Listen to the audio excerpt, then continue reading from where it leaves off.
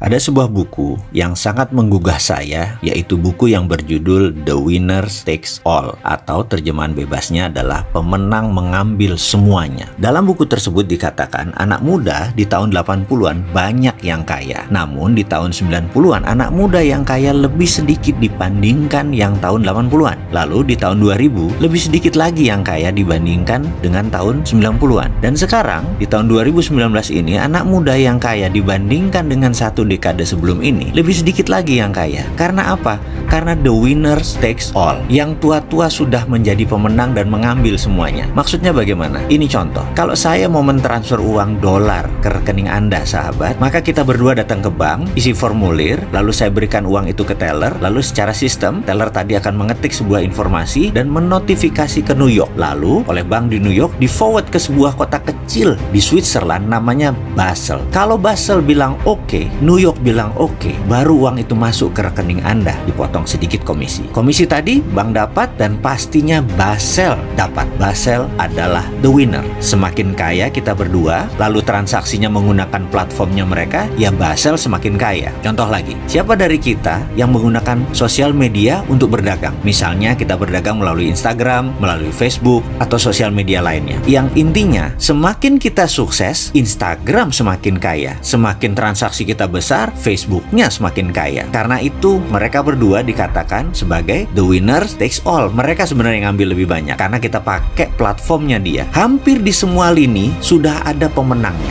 dan pemenang tersebut sudah mengambil semuanya atau setidaknya mayoritas. Yang jadi pertanyaan mendasar dari itu semua adalah apakah dengan sistem yang ada saat ini, sistem IMF, sistem inflasi, sistem keuangan negara, sistem currency, sistem internet, sistem digital komunikasi, dengan semua sistem tersebut kemiskinan hilangkah dari muka bumi? Apakah jarak orang kaya dengan orang miskin semakin mendekat atau hilang, atau malah berjarak semakin jauh? Setahu kita malahan yang super kaya semakin kaya dan yang miskin susah sekali menjadi sejahtera. Artinya apa? Artinya the system doesn't work. Artinya sistemnya tidak bekerja. Artinya sistemnya salah. Yang jadi pertanyaan berikutnya, mengapa sudah tahu salah kok masih dipertahankan, masih digunakan, bahkan masih diagung-agungkan, masih dilindungi dengan peraturan-peraturan sebuah negara? Kita seharusnya menciptakan sesuatu yang baru, yang lebih baik lagi untuk kemanusiaan. Ayo anak muda Indonesia, ini masanya kita berjaya. Kita tidak usah pakai lagi platform yang tua-tua itu. Kita harus punya cara yang lebih baik dari yang sudah ada. Kita tantang sistem mereka dengan sistem kita. Selamat datang New Economic Model.